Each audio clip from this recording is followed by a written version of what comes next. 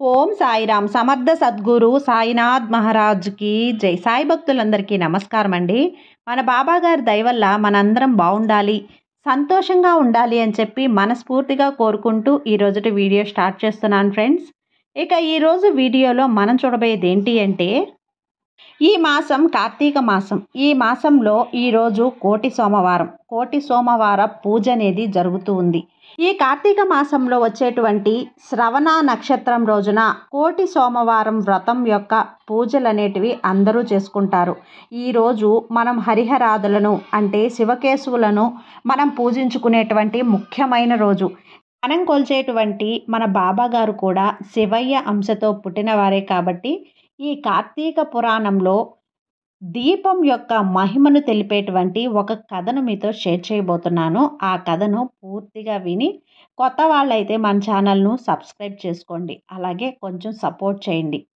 ఇక కథలోకి వచ్చేస్తే, కార్తీక మాసంలో హరిహరాదుల సన్నిధిలో ఆవు నేతితో కానీ, కొబ్బరి నూనెతో కానీ, విప్ప నూనెతో కానీ ఏదీ దొరకనప్పుడు ఆముదంతో కానీ దీపం వెలిగిస్తే గనుక అష్టైశ్వర్యములు కలిగి శివ సన్నిధి చేరుతారు.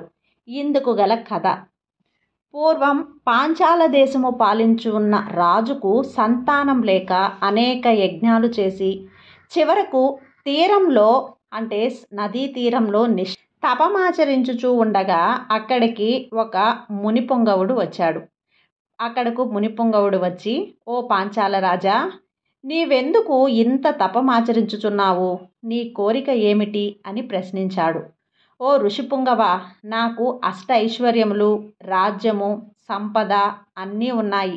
నా వంశము నిలపడానికి పుత్ర సంతానం లేక నేను కృషించి ఈ తీర్థస్థానమున తపమాచరించుచూ ఉన్నాను అని చెప్పాడు. అంత మునిపుంగవుడు, ఓయి, కార్తీక మాసమున శివ సన్నిధిని, శివదేవుణ్ణి ప్రీతి కోరు, దీపారాధన చేయి, నీ కోరిక తప్పకుండా నెరవేరుతుంది అని చెప్పి అక్కడి నుంచి వెళ్ళిపోయాడు. వెంటనే పాంచాలరాజు తన దేశమునకు తిరిగి వెళ్ళి పుత్ర సంతాన ప్రాప్తికై అతి భక్తితో శివాలయమున కార్తీక మాసం నెల రోజులు కూడా దీపారాధన చేయించి దాన ధర్మాలతో నియముగా వ్రతము చేసి ప్రసాదాలను ప్రజలకు పంచిపెట్టాడు. విడవకుండా నెల రోజులు కూడా అలా చేశాడు. తత్పుణ్య కార్యముల వలన ఆ రాజు భార్య గర్భవతి అయి క్రమంగా నవమాసాలు నిండి ఒక శుభ ముహూర్తాన ఒక కుమారుణ్ణి కన్నది. రాజకుటుంబీకులు చాలా సంతోషించి తమ దేశం అంతటా కూడా పుత్రోత్సవాలు చేయించారు. బ్రాహ్మణులకు దాన ధర్మాలు చేశారు. ఆ బాలుడికి శత్రుజి అని నామకరణం చేయించి అమిత గారాబంతో పెంచారు. కార్తీక మాస దీపారాధన వలన పుత్ర సంతానం కలిగినందువలన తన దేశమంతటా కూడా ప్రతి సంవత్సరము కార్తీక మాస వ్రతములు, దీపారాధనలు చేయమని శాసించారు. రాజకుమారుడు శత్రుజి దినదిన ప్రవర్ధమానడగుచు సకల శాస్త్రములు చదివి ధనుర్విద్య, కత్తిసాము మొదలగునవి నేర్చుకున్నాడు. కానీ యవ్వనము రాగానే దుష్టుల సామాసం చేరి తల్లిదండ్రుల గారాబం చేత తన కంటికి ఇంపుగా కనపడ్డ స్త్రీలందరినీ కూడా బలాత్కరిస్తూ ఉండేవాడు. అలా ఎదిరించిన వారిని దండించి తన కామవాంఛ తీర్చుకొని ఉండాడు. తల్లిదండ్రులు కూడా తమకు లేక కలిగిన కుమారుడని వాని పట్ల చూసి చూడనట్లు, విని విన్నట్లు ఉండేవారు.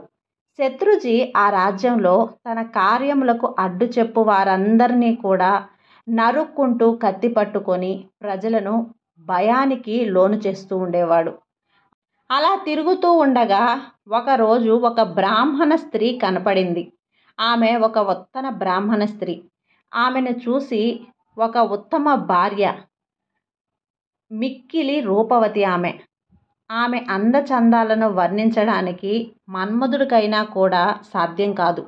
అలాంటి స్త్రీ కనపడగానే రాజకుమారుడు మతి మందగిచ్చింది. కొయ్య బొమ్మలాగా నిశ్చేష్టుడై కామ వికారంతో ఆమె దగ్గరకు వెళ్ళి తన కామవాంఛ తెలియజేశాడు. ఆమె కూడా అతని సౌందర్యానికి ముగ్ధురాలై కులము, శిలము, సిగ్గు వీటన్నింటినీ కూడా విడిచిపెట్టి అతని చెయ్యి పట్టుకొని తన శయన మందిరానికి తీసుకొని పోయి తమ భోగాలను అనుభవించింది. ఇట్లు ఒకరికొకరు ప్రేమలో పరవశులగుట చేత వారు ప్రతి దినము కూడా అర్ధరాత్రి వేళ ఒక అజ్ఞాత స్థలములో కలుసుకుంటూ ఉండేవారు. ఇలా కొంతకాలం జరిగింది. ఎలాగో ఆ సంగతి ఆమె భర్తకి తెలిసింది. ఇదంతా కూడా పసిగట్టిన ఆ భర్త తన భార్యను, రాజకుమారుణ్ణి ఒకేసారి చంపాలని నిశ్చయించుకొని ఒక ఖడ్గంను సంపాదించి సమయం కోసం ఎదురు చూస్తూ ఉన్నాడు. ఇది ఇట్లా ఉండగా కార్తీక శుద్ధ పౌర్ణమి రోజున ఆ ప్రేమికులిద్దరూ కూడా శివాలయంలో కలుసుకోవాలని నిర్ణయించుకున్నారు. వారిద్దరికీ కూడా రహస్య మార్గంన బయలుదేరారు. ఈ సంగతి ఎలాగో పసిగట్టిన ఆ బ్రాహ్మణుడు అంతకు ముందే కత్తితో సహా బయలుదేరి గర్భగుడిలో దాగి ఉన్నాడు. ఆ కాముకులిద్దరూ కూడా గుడిలో కలుసుకొని గాఢ లింగన మోర్చుకున్న సమయాన చీకటిగా ఉన్నది. దీపం ఉంటే బాగుంటుంది కదా అని రాకుమారుడు అనగా ఆమె తన పైట చెంగును చించి అక్కడ ఉన్న ఆముదపు ప్రమిదలో అక్కడ ముంచి దీపం వెలిగించింది. వారిరువురు కూడా మహా ఆనందంతో రతిక్రీడలు సలుపుటకు సిద్ధమవుతుండగా అదే సమయంలో ఆమె భర్త ఇదే మంచి సమయం అనుకొని తన దగ్గరున్న కత్తి తీసి ఒక్క వేటుతో తన భార్యను, ఆ రాజకుమారుణ్ణి ఖండించి తను కూడా పొడుచుకొని మరణించాడు. వారి పుణ్యం కొలది ఆ రోజు కార్తీక శుద్ధ పౌర్ణమి సోమవారం అగుట వలన ఆ రోజు ముగ్గురు కూడా చనిపోవటం వలన శివదూతలు ప్రేమికులిద్దరిని తీసుకొని పోవటకు, అలాగే యమదూతలు బ్రాహ్మణ్ణి తీసుకొని పోవటానికి అక్కడికి వచ్చారు. అంతా యమదూతలను ఆ బ్రాహ్మణుడు యమదూతలను చూసి, ఓ దూతలారా, నన్ను తీసుకొని వెళ్ళటానికి మీరెలా వచ్చారు? కామాంధకారంతో కన్ను మిన్ను తెలియకుండా పశుప్రాయముగా వ్యవహరించిన ఆ వ్యభిచారుల కొరకు శివదూతలు విమానంలో వచ్చారు. చిత్రంగా ఉన్నదే అని ప్రశ్నించాడు. అంతా యమకింకరులు, ఓ బ్రాహ్మణ, ఎవరెంతటి నీచులైనా ఈ పవిత్ర దినాన అనగా కార్తీక పౌర్ణమి సోమవారం దినాన తెలిసో తెలియకో శివాలయంలో శివ సన్నిధిలో దీపం వెలిగించటం వలన అప్పటి వరకు వారు చేసిన పాపాలన్నీ కూడా నశించిపోయాయి. కావున వారిని కైలాసానికి తీసుకొని పోవటానికి శివదూతలు వచ్చారు అని చెప్పాడు. ఈ సంభాషణ అంతా కూడా వింటూ ఉన్న రాజకుమారుడు, అలా ఎన్నంటికీ నేను జరగనివ్వను. తప్పో ఒప్పో ఎలా అయినప్పటికీ కూడా మేము ముగ్గురం కూడా ఒకే సమయంలో ఒకే స్థలములో అంటే ఈ శివాలయంలో మరణించాము కనుక ఆ ఫలమంతా కూడా మా ముగ్గురికి చెందవలసిందే అని తాము చేసిన దీపారాధన ఫలంలో కొంత ఆ బ్రాహ్మణుడుకు దానం చేశాడు. వెంటనే అతనిని కూడా పుష్పక విమానం ఎక్కించి శివ సాన్నిధ్యమునకు చేర్చారు. శివాలయంలో దీపారాధన చేయటం వలన ఆ ప్రేమికులు పాపాలు పోవటమే కాకుండా కైలాస ప్రాప్తి కూడా కలిగింది. ఇలా కార్తీక మాసంలో నక్షత్రమాలయందు దీపం వెలిగించిన వారికి జన్మరాహిత్యం పొందుతారు.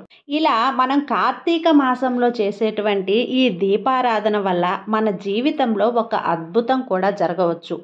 అద్భుతం అంటే మనకు బాబాగారే కాదండి, మనకు పరమశివుడు కూడా మన జీవితాల్లో మనం చేసే పాపాల్లో కూడా మనకు పుణ్యాన్ని తెచ్చిపెట్టేటువంటి అవకాశాలు అందించాడు. అదే ఈ కార్తీక మాసంలో చేసే ఆ దీపానికి ఉన్నటువంటి అద్భుతమైన మహిమ. కాబట్టి ప్రతి ఒక్కరూ కూడా ఈ కార్తీక మాసంలో దీపాన్ని వెలిగించి అందరూ కూడా ఆ పరమశివుడి అనుగ్రహం పొందాలని మనస్ఫూర్తిగా కోరుకుంటూ ఇంతటితో ఈ వీడియో ముగిస్తున్నానండి. ఈ వీడియో కనుక మీకు నచ్చినట్లయితే లైక్ చేసి సబ్స్క్రైబ్ చేయండి ఫ్రెండ్స్. అలాగే మరికొంతమంది భక్తులకు షేర్ చేయండి. సర్వే జనా సుఖినో భవంతు. జై సాయిరాం.